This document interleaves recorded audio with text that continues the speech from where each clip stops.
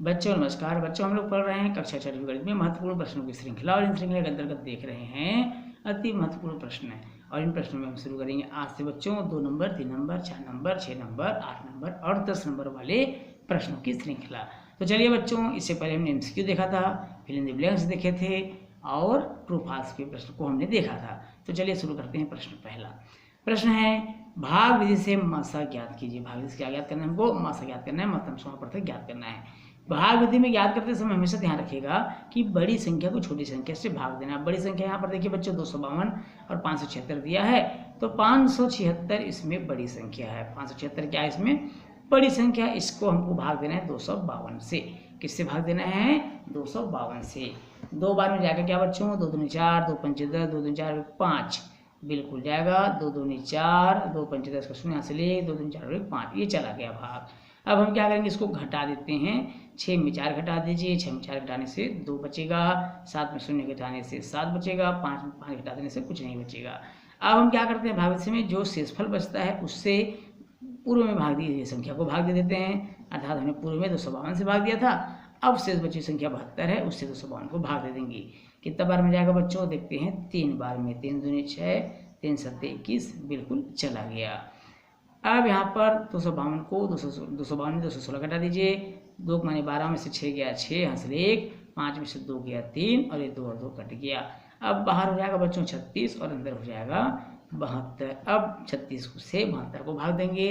36 से कम 36, 36 दूनी 72, 2 बार में चला गया। 2 बार में क्या हो गया? ये भाग चला गया। अब शेषफल कुछ भी नहीं बचा। तो अंतिम संख्या कौन थी? अंतिम संख्या थी 36, जिससे पूरा पूरा भाग चला गया। अतः हमारा मासा हो जाएगा, अतः मासा बराबर होगा 36, 36। कितना होगा मासा? 36, और हमारे इस प्रश्न का आंसर होगा। चलिए देखते हैं अगला प्रश्न। गुणनखंड विधि से लसाअ ज्ञात कीजिए। गुणनखंड विधि को अभाज्य गुणनखंड विधि से भी प्रश्न पूछा जाता है। लसाअ ज्ञात कीजिए। तो लसाअ हम कैसे ज्ञात करेंगे बच्चों? इसको ध्यान समझिएगा। आप अलग अलग ले सकते हैं, चाहे तो एक साथ भी ले सकते हैं। 12, 15 और 45। सबसे पहले हम देखेंगे वह छोटी छोटी संख्या जिससे तीनों में से कोई भी संख्या विभाजित हो रहा हो, वह 2 छक्के 12 कट गया, 15 और 45 नहीं कटता है, उसको ज्यों कहते हैं लिख लीजिए। फिर देखिए बच्चों 2 से कट रह गया, बिल्कुल 2 दिया 6, 15 नहीं कट रहा है, 45 भी नहीं कट रहा है। 3 से 3 एकम, 3 3 पंचे 15 और 15 तिया 45, 45 को 3 से भाग करेंगे तो 15 बार में जाएगा। अब किससे जा रहा है बच्चों? फिर 3 से चला जाएगा। 1 और 5 तो नहीं जाएंगे, लेकिन 3 पंचे 15 होता है। 15 को हम 3 से विभाजित कर सकते हैं। अब 5 से 5 एकम, 5 एकम, अब इस तरह से पूरा पूरा एक ही आ गया। अब हमारे पास क्या बच गया बच्चों? 2 गुणित 2 गुणित 3 गुणित 3 गुणित 5, अर्थात 2 बार आया है, 3 भी 2 बार आया हुआ है और 1 बार आया है 5। सब आपस में गुणा कर दीजिए। 5 दिया 15, 15 दिया 45, 45 दूनी 90 और 90 दूनी 180। अर्थात लसाअ हमको कितना प्राप्त हो गया बच्चों? 180 प्राप्त हो गया। ये इस प्रश्न का क्या हो जाएगा? आंसर हो जाएगा। कितना प्राप्त हो लसाअ? 180, 180, और इस प्रश्न का आंसर भी। चलिए बच्चों देखते हैं अगला महत्वपूर्ण प्रश्न। घटते क्रम में लिखिए। घटते क्रम में लिखते समय हमेशा ध्यान रखेंगे बच्चों, घटते क्रम या बढ़ते क्रम में लिखते समय आधार समान होना चाहिए, क्योंकि ये भिन्न है। पूर्णांक होता तो कोई दिक्कत नहीं थी, यहाँ पर भिन्न है, और भिन्न को घटते और बढ़ते क्रम में लिखते समय हमेशा ध्यान में रखना है कि उनके आधार समान है अथवा नहीं। अब यहाँ पर समान नहीं है, इसलिए हम क्या करेंगे? 6, 8 हुआ 9, 6, 8 और 9 का लसाअ लेंगे। 6, 8 हुआ 9 का लसाअ लेंगे। अब लसाअ कितना आएगा? लसाअ आ जाएगा 72। कितना आएगा बच्चों? 72। अब सबसे पहली संख्या 5/6। अब 5/6 में हर क्या है? यहाँ पर 6 है। 72 को 6 से भाग कर देंगे। कितने से भाग कर देंगे 72 को? 6 से। 12 बार में चला जाएगा। तो हम क्या करेंगे? उसी 12 का आंसर हर में गुणा कर देंगे। 12 पंचे 60 और 12 छक्के 72। 12 पंचे 60, 12 छक्के 72, इस प्रकार हो जाएगा। अगली संख्या है 7/8। कौन सी संख्या है? 7/8। अब यहाँ पर देखिए बच्चों 7/8 है। अब हर में 8 है, इसलिए 72 को 8 से भाग देंगे तो 8 नहीं है 72, 9 बार में चला गया। उस 9 का आंसर में गुणा कर देंगे। 9 7 63 बटे 9 72। अगली संख्या है बच्चों 8/9। क्या है? 8/9। अब इस 8/9 में हर में 9 है, इस 9 से 72 को भाग कर दीजिए। 72 को 9 से भाग करेंगे, 9 8 72 होता है। 8 से आंसर हर में गुणा, 8 8 64 बटे 8 9 72। अब हम देखेंगे हर बिल्कुल समान है, 72 यहाँ भी, 72 यहाँ भी, 72 यहाँ भी। तुलना करना आसान हो गया। अर्थात अब हमको लिखना है घटते क्रम में, तो बड़ी संख्या खोजेंगे। 60, 63, 64। 64 सबसे बड़ी है, 64/72। इससे छोटी है 63/72 और इससे छोटी है 60/72। अर्थात हम इसको कैसे लिखेंगे? अर्थात या इसलिए 64/72 किसका आंसर था बच्चों? 8/9 का।